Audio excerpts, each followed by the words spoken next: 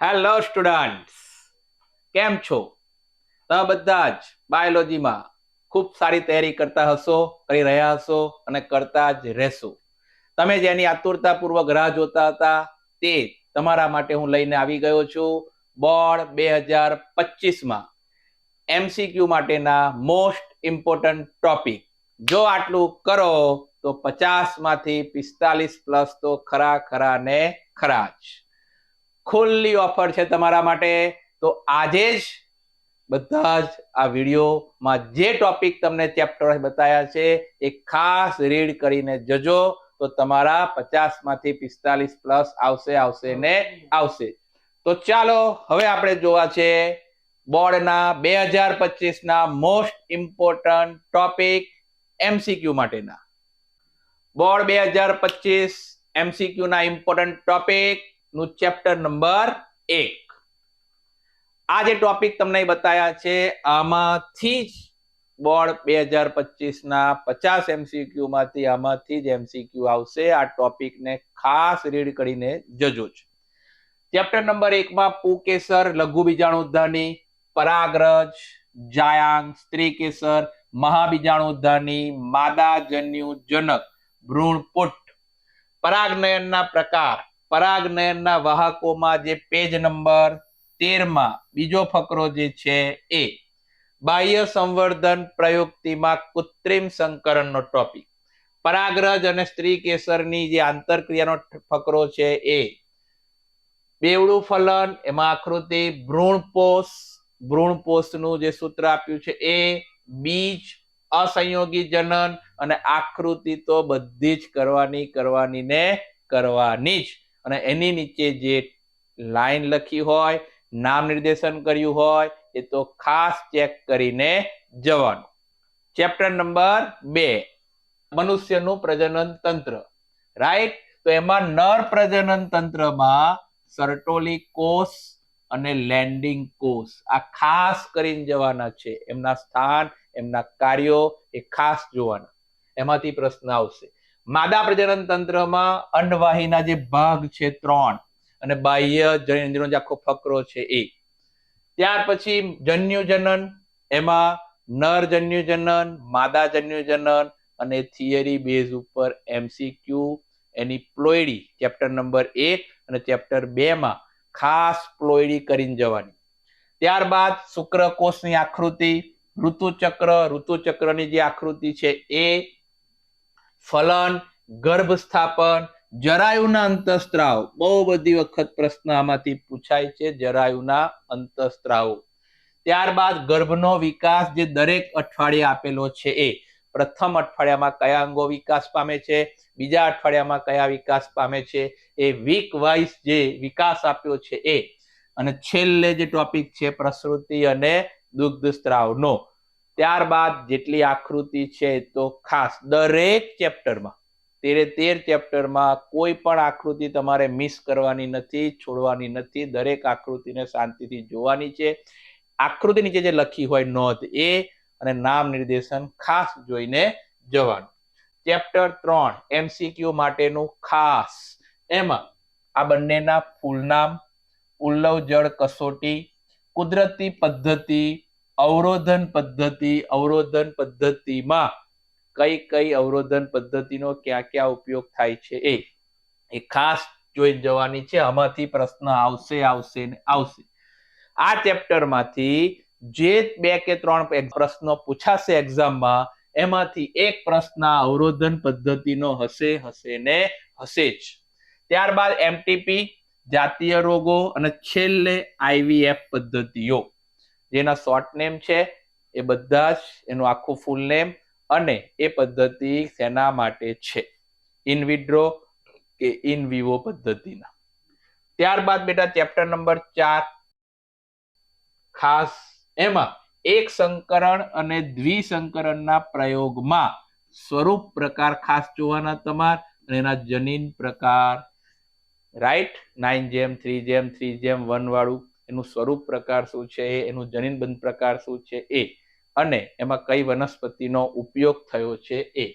ત્યારબાદ પુનેટ સ્ક્વેરમાંથી પ્રભુતા અને વિશ્લેષણના જે નિયમોમાં જે સેન્ટેન્સ આપ્યા છે એ સેન્ટેન્સ ખાસ જોઈને જવાના. એ સેન્ટેન્સમાં સાચા ખોટા વિધાનોમાં એ પૂછશે. અપૂર્ણ પ્રભાવિતતા અને સપ્રભાવિતતામાં ઉદાહરણ અને સ્વરૂપ પ્રકાર, જનીન પ્રકાર, કઈ વનસ્પતિનો ઉપયોગ થયો છે, એમના સ્વરૂપ પ્રકાર, જનીન પ્રકાર શું છે, એ બંનેમાં સપ્રભાવિતતા અને અપૂર્ણ પ્રભાવિતતા. એબીઓ રુધિર જૂથમાંથી તમને શું પૂછાશે? Theory base MCQ. ફાધરનું આ છે, મધરનું આ રુધિર જૂથ છે, તો એમના સંતાનનું કયું હશે, અથવા તો કોઈ પણ એક પેરેન્ટ્સનું આપ્યું હશે અને એક સંતાનનું આપ્યું હશે અને બીજા પેરેન્ટ્સનું શોધવાનું થશે. તો આ ખાસ એબીઓ રુધિર જૂથમાંથી દરેક વૈજ્ઞાનિકોની જે સાલ આપી છે, એમની શોધ અને એના જે વિશિષ્ટ વાક્યો લખ્યા છે. ત્યારબાદ એક્સ્ટ્રા એમસીક્યુમાં બહુજનીનિક વારસોમાં ચામડીના ઉતરતો અને ચડતો ક્રમ તમારે યાદ રાખવાનો છે. ઘેરા માટે કયું, ઝાંખા માટે કયું, જે આપણે એક્સ્ટ્રા કરેલું છે એ ખાસ એમાંથી, અને પ્લિયોટ્રોપીમાંથી થિયરી માટે પણ કામનું છે અને એમાંથી એમસીક્યુ પણ પૂછાશે. ત્યારબાદ લિંગ નિશ્ચયન, મધમાખીનું, માનવનું, પક્ષીનું, ખાસ આ લિંગ નિશ્ચયન તમારે કરીને જોવાનું. એની આકૃતિ, મધમાખીના લિંગ નિશ્ચયની આકૃતિ ખાસ કરીને જવાની. ત્યારબાદ વંશાવળી પૃથ્થકરણમાં જે બે આકૃતિ આપી છે એ બે આકૃતિ ખાસ જોઈને જવાની છે. જે નીચે સેન્ટેન્સ લખ્યા છે એમાં તમારે જોઈને જવાનું છે.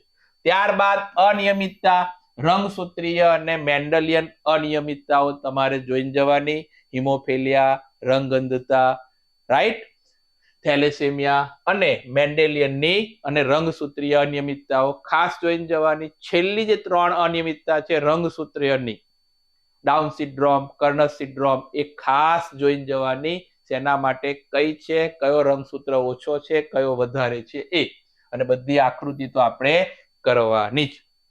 બીજું વિદ્યાર્થી મિત્રો, આ ચેપ્ટરમાં જે એક સંકરણ ને દ્વિસંકરણના જે પ્રયોગ છે એમાં એ ચોપડીમાં જે આપ્યો છે સિદ્ધાંત તમારે યાદ રાખવાનો છે, પણ ચોપડીમાં જે છે એના કરતા બીજા લક્ષણોને આધારે એ લોકો તમને દ્વિસંકરણ, એક સંકરણનો પ્રયોગ પૂછશે.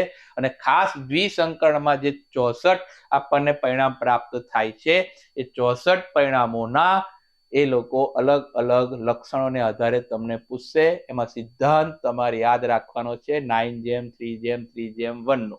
ઓકે, ચાલો.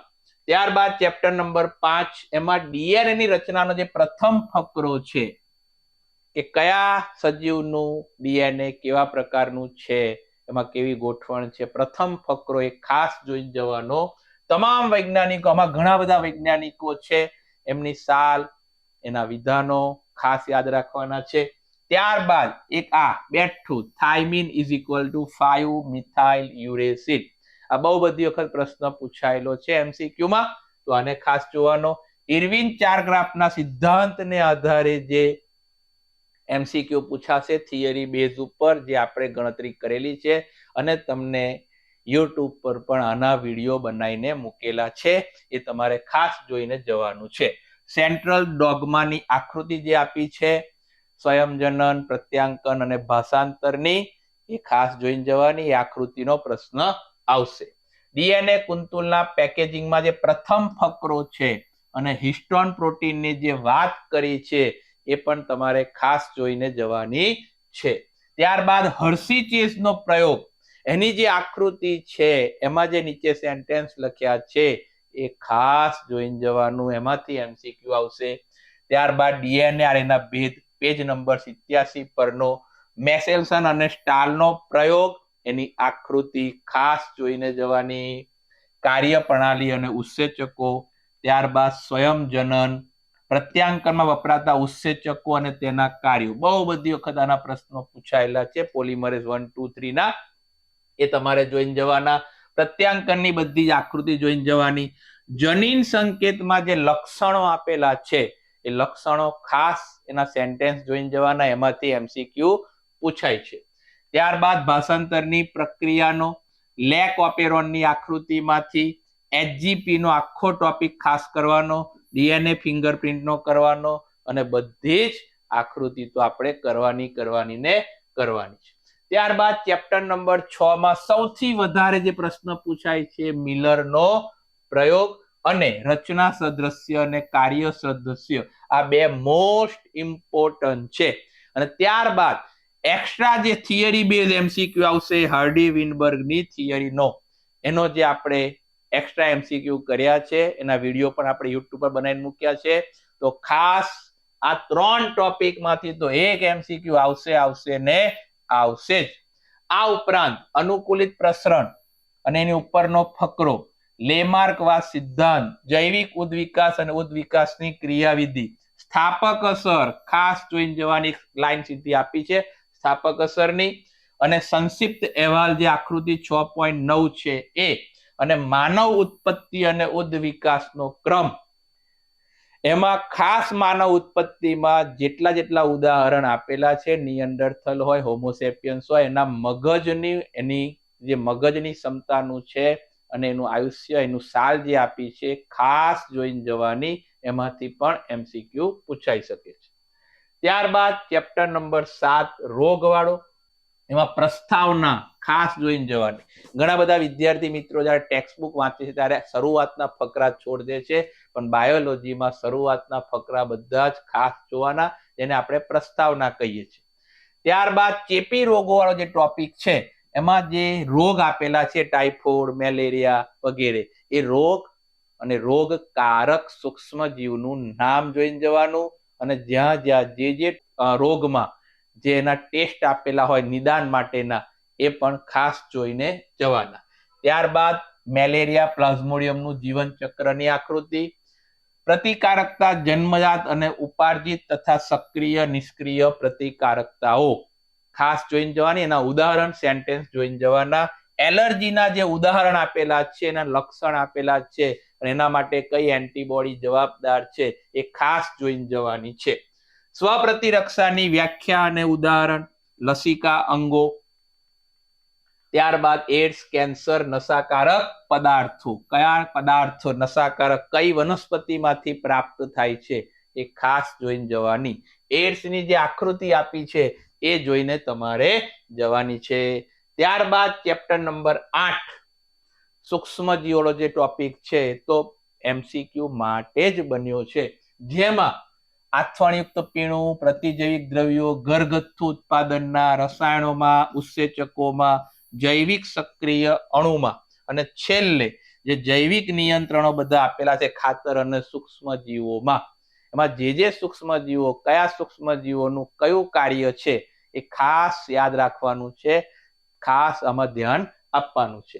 અને ત્યારબાદ જે બે મોટા પ્રશ્નો છે સુએજ ટ્રીટમેન્ટ અને બાયોગેસ પ્લાન્ટ, એમાં જે શોર્ટ નેમ આપેલા છે એ, અને કઈ ટ્રીટમેન્ટમાં સુએજમાં પ્રાથમિક અને દ્વિતીયક ઉપચારમાં કઈ ટાંકીનો ઉપયોગ થાય છે, જૈવિક છે કે અજૈવિક છે, અને શું બને છે એ ખાસ યાદ રાખીને જવાનું છે. આમાંથી જ એમસીક્યુ પૂછાશે. જ્યારે ચેપ્ટર નંબર 9 અને 10 છે એમાં જે બાયોટેકનોલોજીના છે એમાં એક પણ લાઈન તમારે મિસ નથી કરવાની, એક પણ આકૃતિ મિસ નથી કરવાની. આખું ચેપ્ટર ખાસ તમારે જોઈને જવાનું છે. હવે 11મું જે પિરામિડ આવે છે, ખાસ પિરામિડ, વય પિરામિડ. ત્યારબાદ વસ્તી વૃદ્ધિની જે આકૃતિ આપી છે અને જે બે વૃદ્ધિ આપી છે, ચરઘાતાંકી અને સંભાગ્ય વૃદ્ધિનો આલેખ અને એના સૂત્રો. ત્યારબાદ વસ્તી આંતરક્રિયામાં જે ઉદાહરણો બધા આપેલા છે એ ખાસ એના ઉદાહરણ યાદ રાખવાના છે. પરોપજીવનના કયા છે, સહભોજિતાના કયા છે, અને જેટલી આકૃતિ કોષ્ટક છે એ બધા ખાસ. ત્યારબાદ ચેપ્ટર નંબર 12માં પણ પ્રસ્તાવના, નિવસન તંત્રની કાર્યકી, ઉત્પાદકતાનું જે સૂત્ર છે જીપીપી વાળું, એનપીપી નું, એ ખાસ જોઈને જવાનું, એમાંથી પ્રશ્નો આવશે.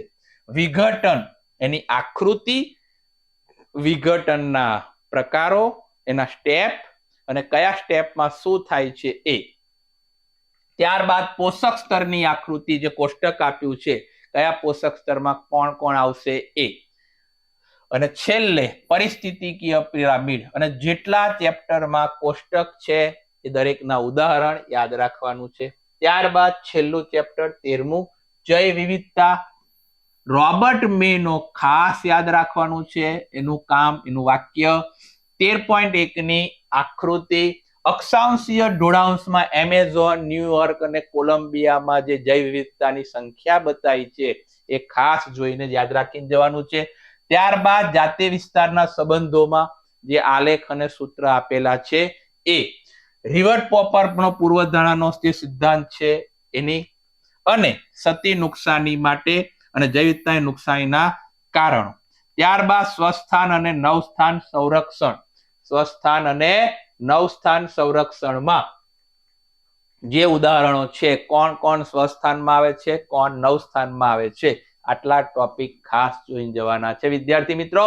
જો આ ટોપિક તમે ખાસ ચેક કરીને ગયા તો તમારા 50 માંથી 45 પ્લસ લાવવામાં તમને કોઈ રોકી શકશે નહીં. દરેક વિદ્યાર્થીઓને એક જ બીક છે કે એમસીક્યુમાં શું કરશું, થિયરી તો અમે ગોખી કાઢીશું, પણ એમસીક્યુમાં કઈ રીતે માર્ક લાવીશું. તો વિદ્યાર્થી મિત્રો, તમારા માટે આજે ટોપિક લાવ્યો છું. આ ટોપિકને ખાસ ધ્યાન રહેજો. આની પીડીએફ પણ મૂકી દેવામાં આવશે, અને આમાં ખાસ ધ્યાન આપીને બાયોલોજીમાં 45 પ્લસ માર્ક લાવજો જ. કેમ કે ગઈ સાલ આપણે જે એમસીક્યુ આ રીતે ટોપિક આપ્યા હતા એમાં 50 માંથી 48 એમસીક્યુ આ ટોપિકોમાંથી પૂછાયા હતા જ.